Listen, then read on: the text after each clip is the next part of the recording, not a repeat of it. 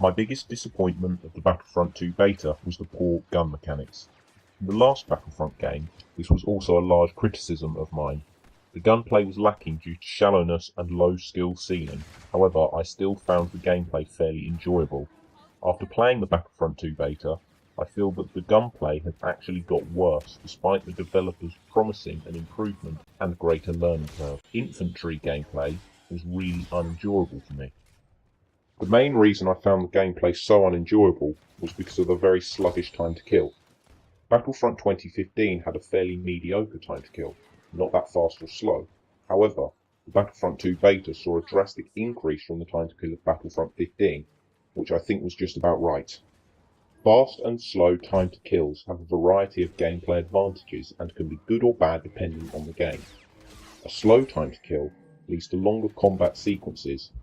This puts a larger emphasis on accuracy as you have to aim for longer during each engagement. However, it reduces the importance of positioning as players have enough time to turn and fire back. It also turns gunfights into a numbers game, meaning the side with the greater number of teammates in a given confrontation is more likely to win than a smaller group of players that are more skilled. A fast time to kill puts a greater emphasis on positioning, reflexes, and who shoots first. Some may argue that this encourages camping. However, even in games that have a very fast time to kill, you rarely see the best players camping. Furthermore, if you have good spatial awareness and map knowledge, campers are not an issue.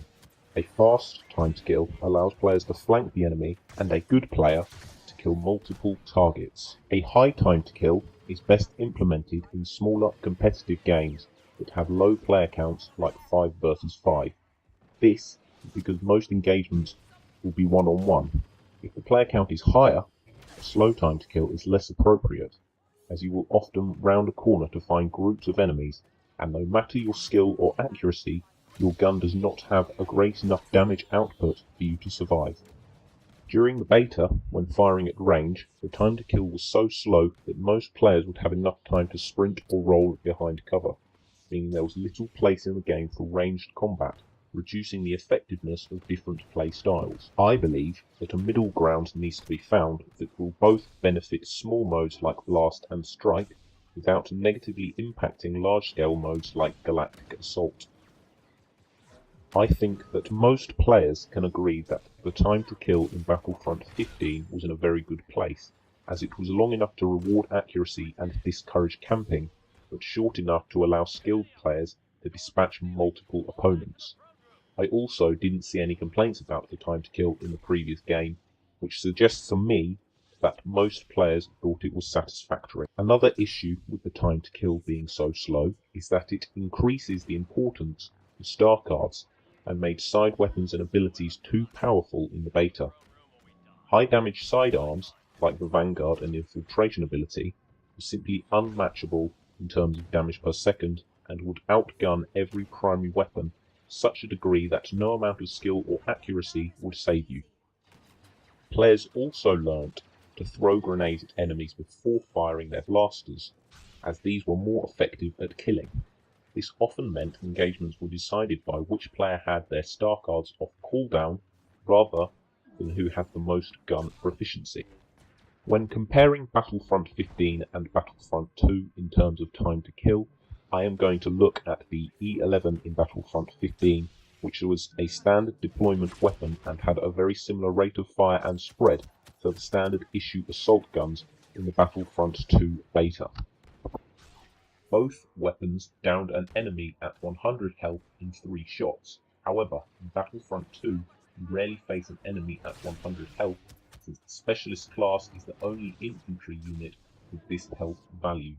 Since the Assault and Officer class have 100 health each, and the Heavy class has 200 health, this means 3/4 of the regular infantry you will face will take 50 to 100% longer to kill than in Battlefront 15. This not only upscales the average time to kill massively, but causes a huge imbalance in the classes. The concept of giving each class a different amount of health is a nice idea, and one that could actually help to balance gameplay. However, during the beta, heavies were unmatchable in close quarters, since they could soak up so much more damage than the other classes.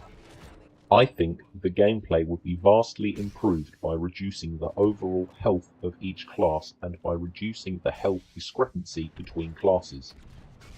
I would set these values at 80 for Specialist, 100 for Assault and Officer, and 120 for Heavy. This way, the classes only have around 1 bullet difference between each of them, meaning there is no longer an obnoxiously large advantage in gunfights. This would also make the Heavy the ideal class for avoiding annoying grenade deaths, as they would be the only class to be able to tank a direct hit from 100 damage explosives. This would also reduce the general time to kill to near enough what it was in Battlefront 15, a happy medium to accommodate a range of modes and players. Another disappointing part of the gameplay was the shallowness and low skill ceiling that was barely addressed. Aiming down sight still gives very little advantage. There is only a minimal spread and recoil increase when hip firing, which meant I was able to no-scope players across the map with almost flawless accuracy when using the specialist rifles. This is an entirely unrealistic mechanic and gives players less to think about, reducing the skill ceiling. The spread of most weapons is still pretty high, meaning skilled players are not rewarded for shooting accurately, as the high spread meant many shots would miss the target anyway.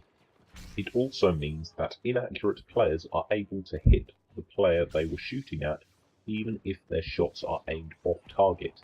I believe weapons' ranged ability should be balanced with damage drop-off and recoil rather than random bullet deviation.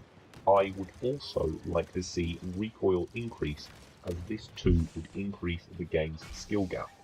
Of course, there should still be a place in the game for easy to pick up guns with low recoil. However, these should have drawbacks in terms of damage per second, balancing weapons with risk and reward in mind. I hope I fully addressed this issue and that it can be amended before the game fully releases. Feel free to give your own opinion.